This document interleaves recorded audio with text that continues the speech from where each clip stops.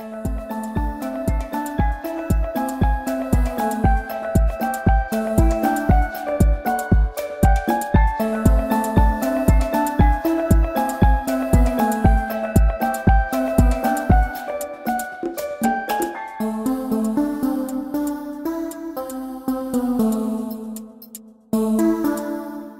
did find it difficult, yes.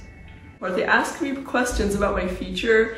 I think they asked something about my job or something. Oh yeah, what your future career wants to be. Yeah, it wasn't really suitable for me because I'm 15. So in order to like sound interesting and to actually incorporate some of the vocabulary that I actually have in my head, I made up a story about my parents getting deported, which is definitely not true. But I had to because there was no other way for me to incorporate something into the speaking part. All the parts were basically not easy, but I could do them. But the speaking part, I could not comprehend what the person was telling, so I was free writing it, basically. There was the speaking part, and the interviewer asked me if my priorities are the same as now as they were 5 years ago. And I said, well, 5 years ago I was 10 years old. We started laughing, all of us, so it was funny. So that's where I think it's more difficult, that they have questions for adults. I was with two completely strange women that I've never seen in my life, and they were both in their 30s. It was horrible. They asked me what I think that's good for jobs, like if I need contacts or if I need great schools, and it was for me as a 15-year-old when I don't even know what I'm gonna be doing in a month. It was horrible and I had no idea what to say, so I just kept saying the same exact thing over and over, and they kept asking me about work and freedom and stuff that you would normally ask a 40-year-old person. So in my opinion, I used the vocabulary, I tried my best, but it was bad. The topics were horrible. What I probably found the most difficult was the writing part, because it was, I don't know what the second part was the easier one, but the first one was about how can we make employees more motivated.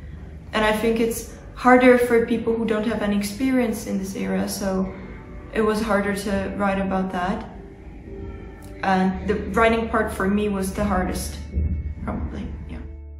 I agree that the topics were not made for 14-year-olds. They don't expect this at all. I had a question that was like, if I think many people choose their jobs because of a high salary, vacation days, or health something. Insurance, I think. Health insurance. And I was like, okay, well, how am I supposed to know? My school doesn't have health insurance.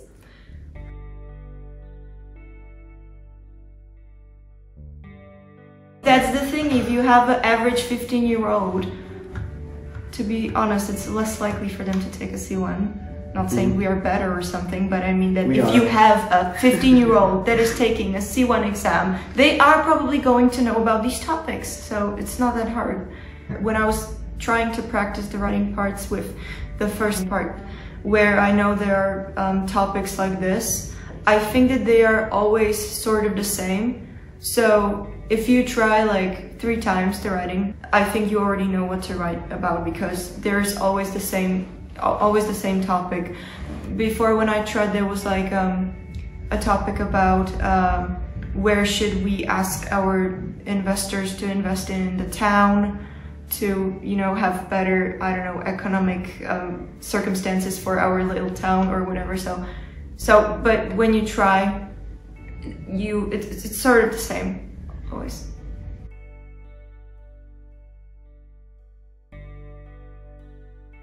Jobs, definitely jobs. I'm Sure. sorry. Economics. Economics, jobs, Philosophy. the future. Freedom. Yes. Advice.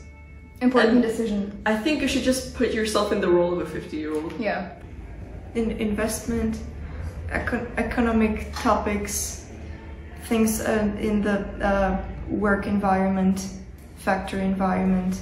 There are always topics when the first, like, is it reading part? There are topics about I don't know, the history of work circumstances where people started working in like the boxes where they started being isolated and they had their own like offices or whatever. That was one of the topics of it. So it's for adults really. And also inventions, I feel like. Inventions.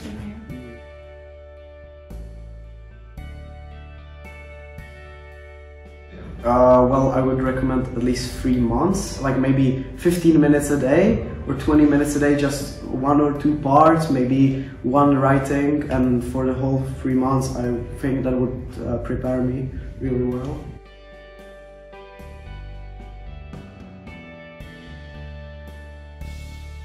You just have to read a lot. I think so. You have to read the newspaper. Yeah, a lot. And I think that can help you a lot. I think people nowadays, like basically everyone has some kind of like basic grasp of what's going on, what like some basic political issues, like some discourse. I think everyone has sort of like a grasp on those topics. Thanks to social media, all of these information are like covered. Yeah, basically. Read newspapers. I have them in digital form, and it's actually good because there's like the reviews, the proposals, it's everything right there, and there's a lot of really good vocabulary. What always helped me with Cambridge exams was when I flipped the mindset of what am I studying for, and I always told myself, no, I'm not studying for Cambridge exams, I'm studying for myself, and I don't care about the Cambridge exams. And I think that puts away the limits of like, this is just for this one exam and after the day is over, who cares? Look at the Cambridge Dictionary. Because they have the grading of what the level word it is, it's very helpful. And it also makes you look much more intelligent, by the way.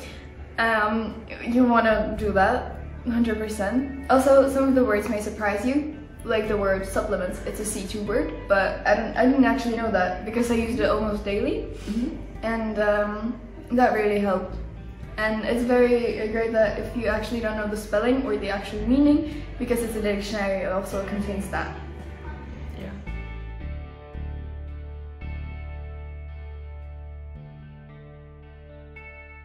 When you're doing writing, feel free to put yourself in the position of someone else if that helps you. It helped me. I preferred writing about like a fictional 30-year-old's experience. I put myself in her shoes and pretended I was an elementary school teacher, and it really like fueled me. I could make up whatever I wanted and it sounded good, so. I feel smarter when I put on a shirt and like good-looking formal clothes. And also, I always have an energy drink before the exam and some sweets. Don't do the same mistake that I did. Don't go off topic just to save yourself. You're just digging yourself in your own. You're just digging yourself your own grave.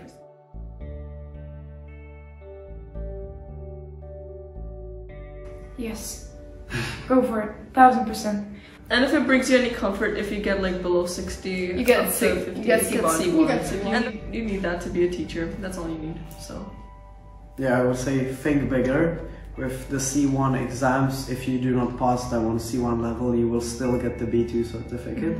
So I think thinking bigger and trying, like preparing yourself will most definitely make you achieve a higher level.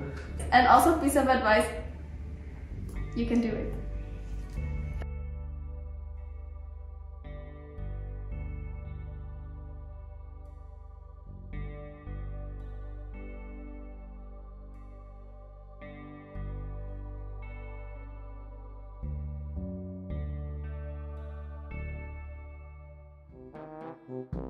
Our teachers are really great for this. They have a lot of knowledge about this. Listen to Dr. Merta.